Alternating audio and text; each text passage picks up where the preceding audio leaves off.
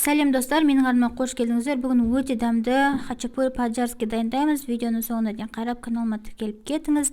Ең алдымен жылы сүтке аштығымызды, қандымызды салып 15 минутқа жылы жерге қойып қоямыз көтерілгенше. Одан кейін тұз саламыз, ұн саламыз және сұйық май құйып, жақсылап жұмсақ қамыр илейміз. Және бетін жауып қойып қоямыз. 45 минут немесе 1 сағатқа қойсаңыздар жарайды. Көтерілгеннен кейін қамырымызды екіге бөліп, дөңгелек пішінге келтіреміз. Осылай оқтаймен жайып аламыз. Жан-жағына сыр саламыз. Менде сулугуни сыры.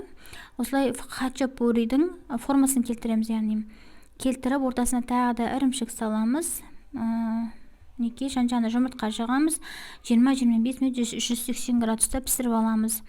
Піскеннен кейін осылай жаңа сырымыздың ортасына ашып, бір жұмыртқаны саламыз да тағы да духовкада 10 минут пісіріп аламыз. Мінекей біздің осылай хачапурилер дайын, өте жұмсақ, өте дәмді болып шығады. Міндетті түрде дайындап көріңіздер, достар.